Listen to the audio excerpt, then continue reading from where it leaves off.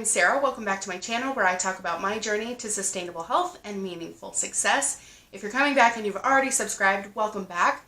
Y'all are my people and I love you so much. And if you're new, I hope you will consider subscribing by the end of this video. Today I'm going to be giving you my top 5 tips for achieving short and long-term happiness. I'm not really accustomed to giving advice or tips on this channel, but it's something that I'd like to break into because I have learned a lot of different things about happiness and I'm continuing to learn. So I want to be able to share those kinds of lessons with you.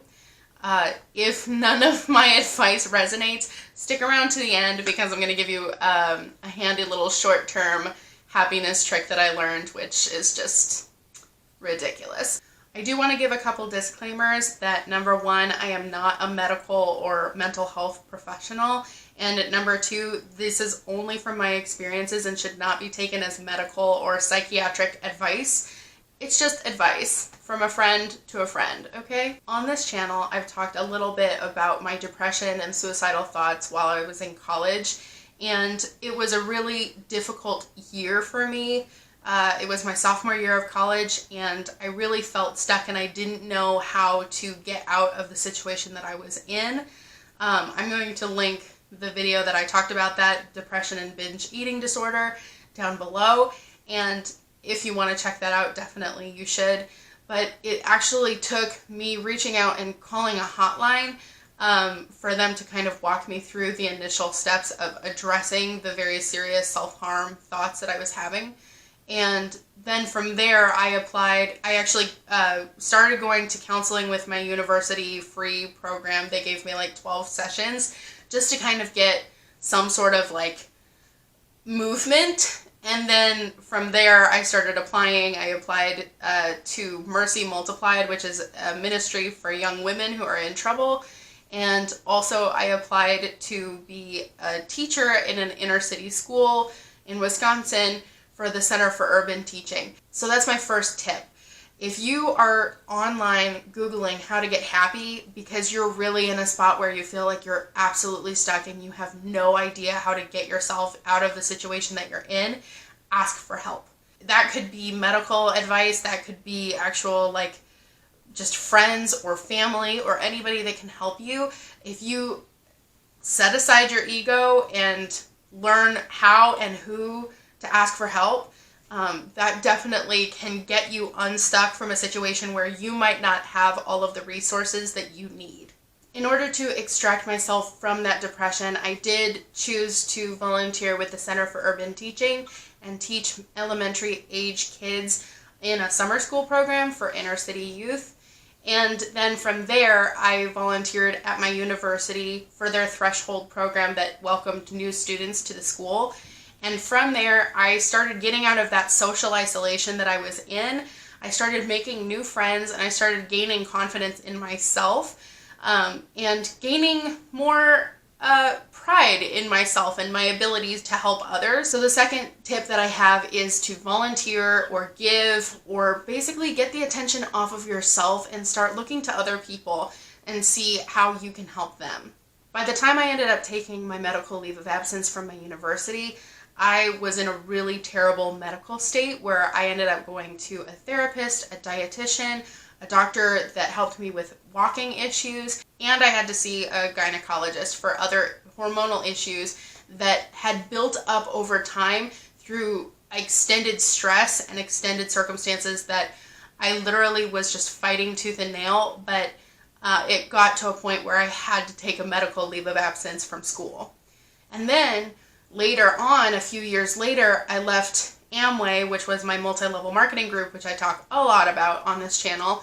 But by the time I left Amway, I ended up needing to see a therapist. I ended up seeing a primary care physician, again, a gynecologist for hormone issues and for other issues, and a dermatologist because I was losing hair from how much stress that was. Not to mention that immediately after leaving the Amway group, I ended up getting into a toxic relationship that just drained me of all of my other emotional resources that I had. And ultimately, I just ended up really depleted. And so what I found in all 3 of those situations was that I wish I would have learned or knew when to pull back sooner. So my third tip is to know when to pull back, quit, or establish boundaries. After leaving my Amway group, I realized that I had hurt a lot of people that I loved and that I needed to apologize for the harm that I had caused. Not to mention that I had also broken off that toxic relationship just in time to find out that I was pregnant, and then I had a miscarriage. So then I had to do a lot of work in therapy to figure out how to proceed from there, because obviously my coping skills were not top notch. Not to mention the fact that I was at my highest weight of 352 pounds and I was just really struggling every single day with very basic tasks because of the condition of my health. So I had to start taking very small but very consistent actions to start turning that trend around for my physical health.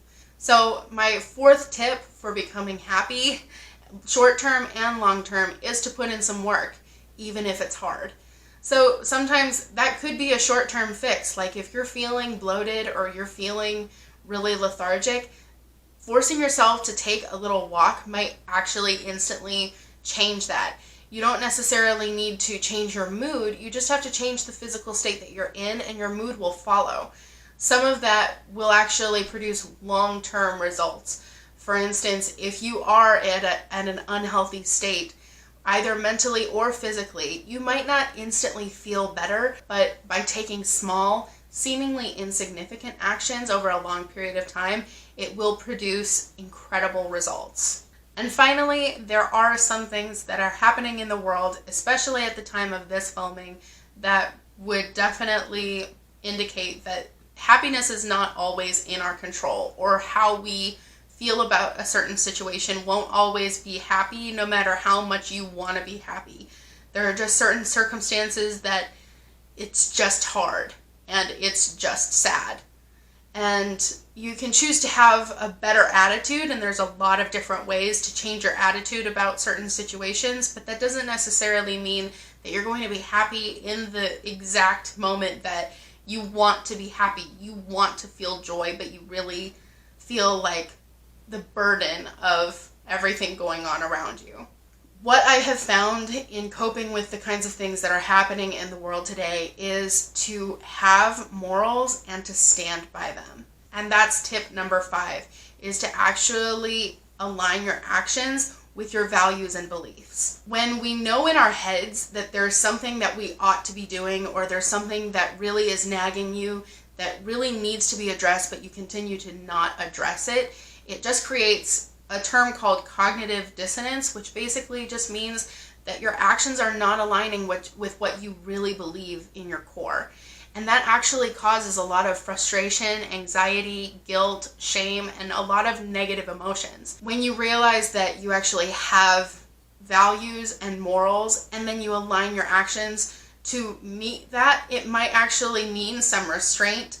It might mean that you change your behavior, but as soon as your behavior aligns with your values, you will automatically feel like you are not guilty and that you are justified in what you're doing. And also just have that, you'll have a feeling of peace with what you're doing in order to cope with the situation around you, because what you are doing aligns with what you really believe to be right. In a world of a lot of uncertainty in our external circumstances, what we can control is to know where we stand and have the courage to stand there against adversity. And as your mindset grows, if you have a growth mindset rather than a fixed mindset, you will find that your actions will grow with it, and you'll be able to find yourself being more and more capable to address issues that surround you because your mindset is growing. So it's not that you are choosing a position and you will always stay there and you're totally stubborn no matter what, but as your mindset grows and as you develop yourself as a person, then if you develop your internal beliefs and your external actions, you'll end up finding that you're creating a life that you completely and 100% believe in and are proud of, and your actions will produce the results that you want to have in your life. And if you made it this far, my bonus tip for short-term happiness is to do laughing yoga.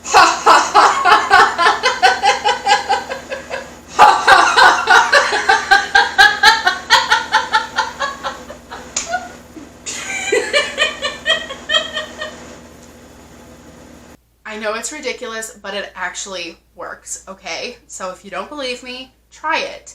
I will not steer you wrong on this. So there you have it, my top 5 tips for short and long-term happiness. Number 1, ask for help. Number 2, focus on others. Number 3, know when to pull back or establish boundaries. Number 4, put in some work even when it's hard. And number 5, align your actions with your beliefs and values. All of this simply boils down to action. It's like Newton's first law of motion. Whatever is at rest tends to stay at rest, and whatever is in motion tends to stay in motion. So really, the first hurdle, and really the only hurdle that you have to face, is if you're at rest and you feel stuck, you just have to move. You have to take that little action that will start the momentum to build the kind of life that you want, and to build the mood that you currently need to get into just for today. It can help short term in helping others, or to know when to say no, know when to pull back, to stand your ground. All of these things, if you do it once, will produce short term happiness. But if you do it over a long period of time, just very consistently, and it doesn't even have to be large actions, it can be very small actions, you will actually achieve a long-term life of happiness. Happiness doesn't always mean that you are ecstatic, bouncing off the walls. It could literally just be the joy and assurance that you are living in your best state given your circumstances. It only takes the tenacity to find the answers that you're looking for, and then the courage to take action on what you know you need to do. Please let me know in the comments below what you think about these tips, and if you have any of your own that you'd like to share, because in this day and age, we definitely need to lift each other up and continue to pursue happiness in a way that's meaningful and sustainable. I love you guys so much. Stick around for Monday when I will release another anti-MLM video. Stay cool and keep being your awesome selves. I was all like polished and everything for giving my tips, and then the realness. Okay, bye.